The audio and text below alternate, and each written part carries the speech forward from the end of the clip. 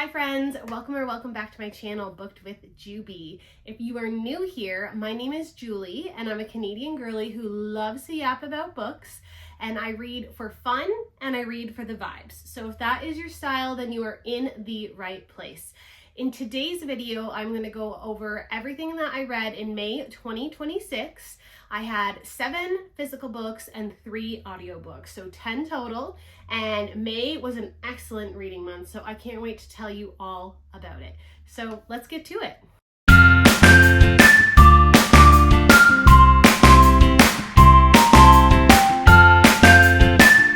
Okay, first up, an easy 5-star read for me was Redeeming 6 by Chloe Walsh. Now, this is book 4 in this series. They are not necessarily like you have to read them in order because they're kind of in pairs depending on the number you're reading. But this is the second book in this little duology, if you will, that focuses on Joey Lynch, which is the brother of the main character in the first books. And let me tell you, this did not disappoint. I'm not going to go over too much about what this story is about because truthfully, you do need to read the other books in order to enjoy this because you'll have no idea what's going on.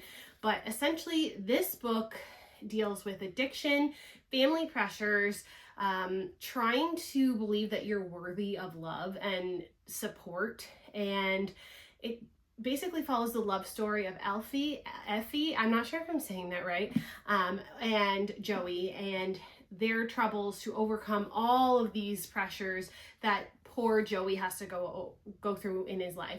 These books are like crack. If you know, you know. I would definitely start with Binding 13, which is the first one, and just go from there. But these books, let me give you a heads up, they will make you cry.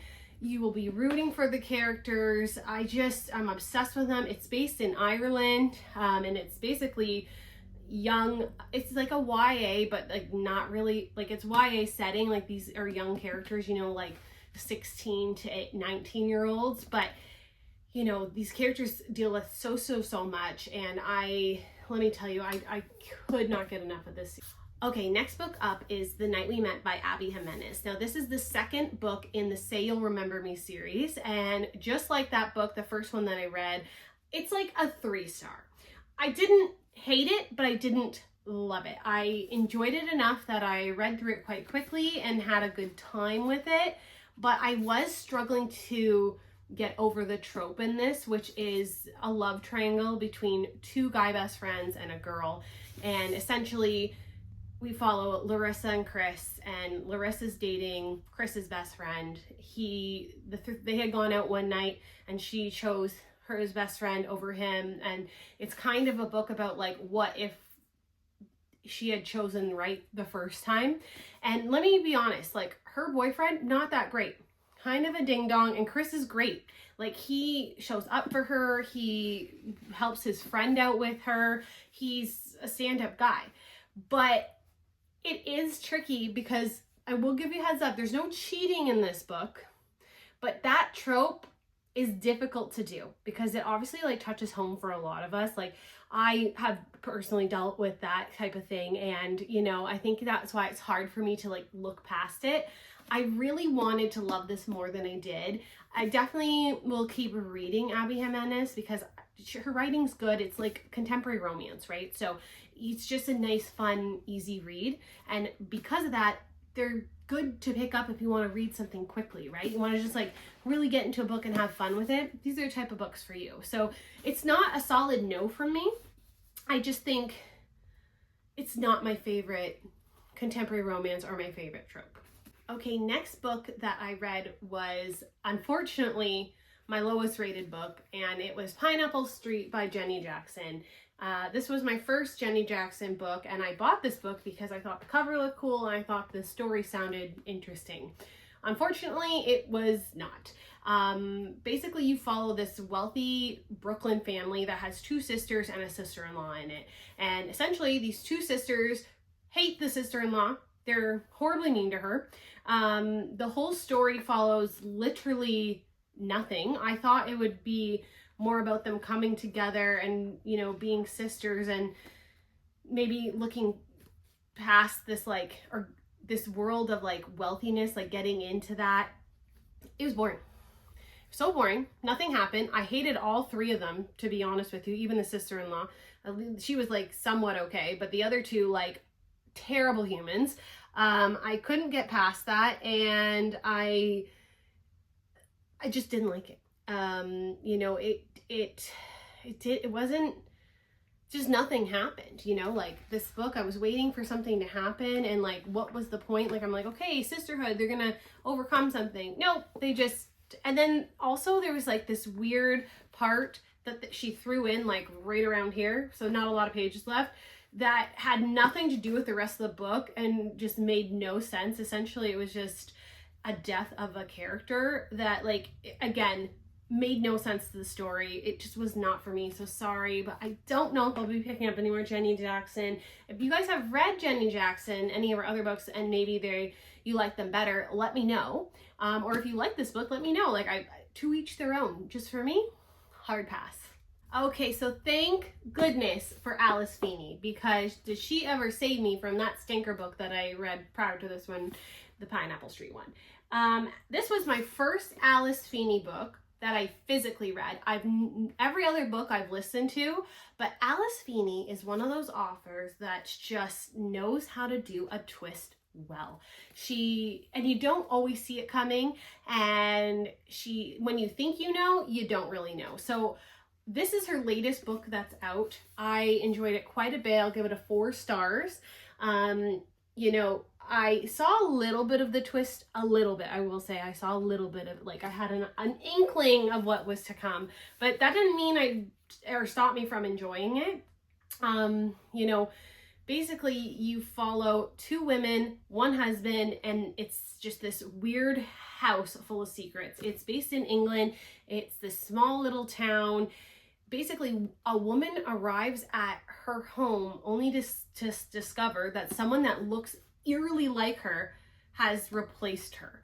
And her husband has no idea who she is. So there's just a lot of things going on. It's also a very creepy atmosphere that Alice Feeney created, this little creepy town. It's, you know, set kind of around Halloween, Devil's Night. Has a couple different POVs, which is interesting, and an unrelatable narrating going on. So because of that, you like really have no idea what's happening or who's telling the truth. So if you like that kind of things, or if you like a book that's full of surprises, then this one's definitely for you.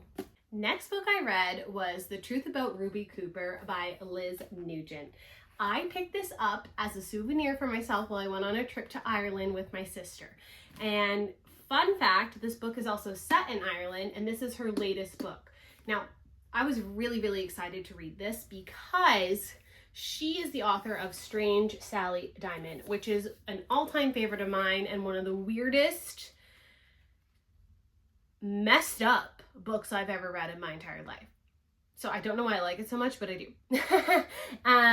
But with that being said, I was really looking forward to this. And let me tell you, when this started out as a 5-star, I was like, yes, right away I'm hooked. I'm like, interesting. Oh my gosh. And then nothing happened. I'm going to save you guys the time. Nothing happens in this book. I kept waiting for it and waiting and waiting. Nothing happens. And this book goes like a lifetime experience of these characters. It starts when they're in their teens and goes all the way until they're like in their 40s. So just nothing. I just was waiting for something to, like, you know, it was really a dark and tangled, creepy book. And again, that's why I was hooked. I kept being like, okay, what's gonna happen? But then I realized, like, we're running out of pages and nothing really comes from that. Essentially, you're following 2 sisters, Ruby and Erin, and over several decades after this devastating event that happens to this whole family, it changes their lives forever, and you follow the aftermath of that. And again, I just kept waiting for this big reveal or something more to happen, and nothing did, and I just got so bummed because of that. So I will still keep reading Liz Nugent. I've read a few of her books now, and I've enjoyed all of them. And I still give this a 3-star because it started out as a 5-star banger for me. And it had the quality to become a 5-star. It just didn't hit the mark at the end. Okay, now let's talk about my favorite book of the month, which was Our Perfect Storm by Carley Fortune. If this woman writes it, I will read it. If it's a grocery list, I will read it. If it is just a list of names, I will read it. Whatever she writes, I want to read it. This is her latest book, and to say I'm obsessed is an understatement. This book is a perfect contemporary romance in my opinion. Now, one thing I'm a little biased about is that it is set in Canada and I'm Canadian. So I love that because it really reminds me of my home, and it's interesting to see terms and places that, you know, most books are set in England or the States, and like I don't know these places. I know these places, which is just makes it way more interesting. Now typically, this is a book, this trope is best friends to lovers. And typically, that's not my vibe. I find that a little boring. But the way that Carley Fortune does it, I don't know. Like, I just ate this up. When I tell you I read this in like a day and a half, I could not put this thing down. And also, I got the Indigo exclusive edition. Look how beautiful this is. Absolutely stunning. But this story basically follows Frankie and George, who have been lifetime best friends ever since they were really young. And they basically have to overcome this really complicated relationship that they have because they quite literally love each other, but they've never taken it further than that. And with Frankie's wedding falling apart, she ends up deciding to go on the honeymoon, and George goes with her. So it kind of follows the week of them kind of rediscovering each other and like maybe realizing that their friendship has been loved the whole time. So love it. Want you to read it. It's a 5-star. In fact, read anything Carley Fortune has put out. They're all excellent. Okay, next book that I read, if you are new here, then you don't know that I'm doing a reread of ACOTAR. So surprise, because the new book is coming out, duh, we have to reread this. So what I'm doing is I'm reading one book per month until October when the new book comes out, just so I'm not having to read all of them back to back to back again, because that's just like a lot of dedication to such a big series. But let me tell you, am I ever glad I am rereading this, because it's been about 2 or 3 years since I've read this series, and getting to reread it is a gift. It's a gift I didn't know I was going to give myself, because these are already 5-star for me, so I already know what I'm getting into when I'm reading them. But rereading it, you're seeing it through a different lens and a different POV almost, because I have some of the knowledge, but there's also things that I forgot. So I see a lot of the foreshadowing that she was doing and where she's setting things up, and that was so fun to do. Now, if you don't know what ACOTAR is, or AKA A Court of Thorns and Roses by Sarah J. Maas, this is a romantasy. It's a fantasy and romance put together. This book follows the young human, Feyre, who has been living in poverty for years. And one day she kills this wolf out in the forest because her family is literally starving. And it turns out to have been a fairy. Now, the fairy and the humans have been fighting for years and years, but they came to a treaty long ago that they would essentially leave each other alone. But within this treaty, they're not allowed to kill each other. So a high lord comes to her door and says, "You're coming with me." So he takes her to his spring court, and things unravel from there. And I'm not going to talk too much more about that because I don't want to give it away. But if you love romance and you like fantasy, then this one is for you. If you're new to the Maas universe, I would recommend doing A Court of Thorns and Roses first as your first series to read, because she has some other excellent ones, Throne of Glass and then Crescent City. But this one is a good starter. I will give you a heads up. This one's not that spicy, but it gets spicier as the books go on. So if you don't like too much spice, it might not be your vibe. But she also writes epic battle scenes and like adventure. So like it's really the best of all worlds in my opinion. And I hope you will enjoy my reread of this, and let me know which one, if you have read these, let me know which one is your favorite. I have a feeling it's going to be the second one, like a lot of people, but let me know anyway. Curious to find out if you love it as much as I do. Okay, let's talk audiobooks. Now, if you're new here, you won't know about Frankie. This here is my occasional co-host, He is a certified mama's boy and likes to join videos every now and then. We're going to talk about the first audiobook I listened to, which is Once There Were Wolves by Charlotte McConaghy. Now, I had previously listened to Wild Dark Shores by her, and let me tell you, her books are meant to be listened to. The audio is so good, and it adds like this creepy, spooky part to it that is just so much fun. Now, this book, it basically follows N.T. Flynn, who is a wolf expert and a biologist, and she is reintroducing the wolves into the Scottish Highlands. And she's obviously getting pushback from all the town, but it's also like people are for it because they have all these deer that are overpopulating there. So reintroducing the wolves is a way to, you know, help balance out the environment and keep these small towns alive. The book is beautifully written. The descriptions of the scenery, you feel like you're right there. You really think you're in Scotland. Like, you're almost like, you see these mountains, you feel the green, you feel the coldness, you feel the spookiness.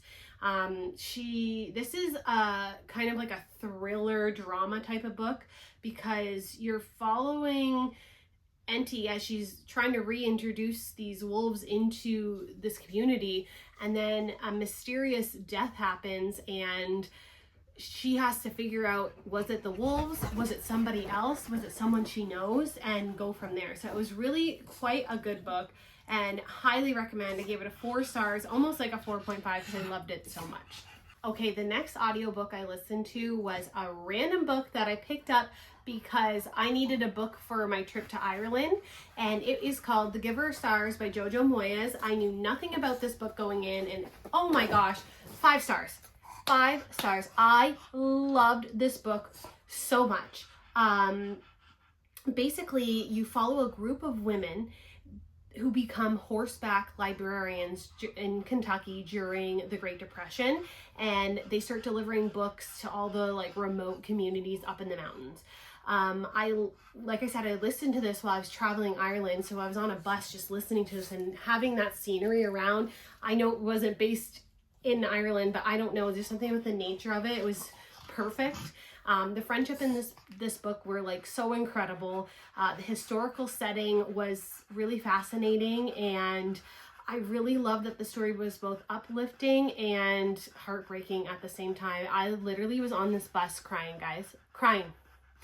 I didn't know it was going to be that sad, and I'm literally like trying to hold back tears because I'm listening to like the saddest part of the book. I really enjoyed every second of it. The audiobook narration was fantastic, and it's just one of those stories that reminds you about why books matter, and I just loved every second of it. So I hope that you give this one a listen. The last audiobook that I listened to was called One Little Lie by Colleen, Coble. This is a little bit of a different genre for me, and also could be for you, but I think you should give it a try anyway. It is Christian fiction, but it's also a thriller.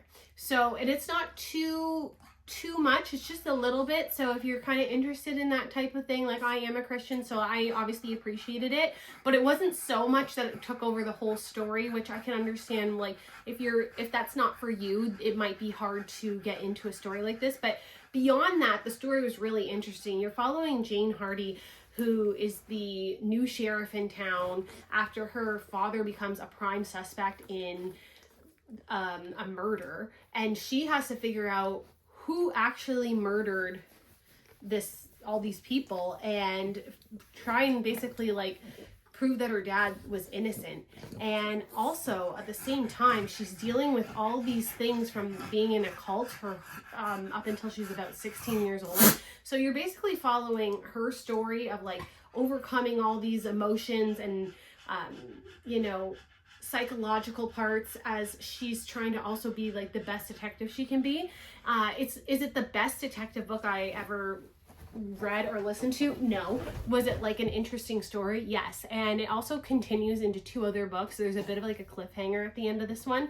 I definitely will give it about a 3.5. I will definitely listen to the next 2. It was just a fun book to listen to, and it was an interesting story. So definitely something to check out.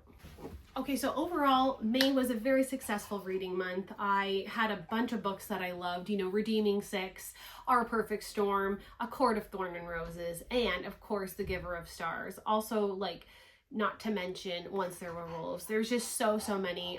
Definitely the biggest disappointment was Pineapple Street. I had a bit of a bad reading month in April, so I'm so glad that May like was such a good reading month, because I was almost getting into a slump, and like readers, we know slumps are scary and we don't want to be in them. Let me know if you've read any of these books and what you thought of them, or let me know a book that I should be adding to my own TBR. What is your favorite book ever? Please let me know in the comments, because I'm always looking to grow my TBR. I'm actually not trying to decrease it. I want it bigger, longer, and better. And as always, I hope you enjoyed this video. If you haven't already subscribed, please hit the subscribe button. It goes such a long way for me, and I love you all so much, and happy reading. Bye.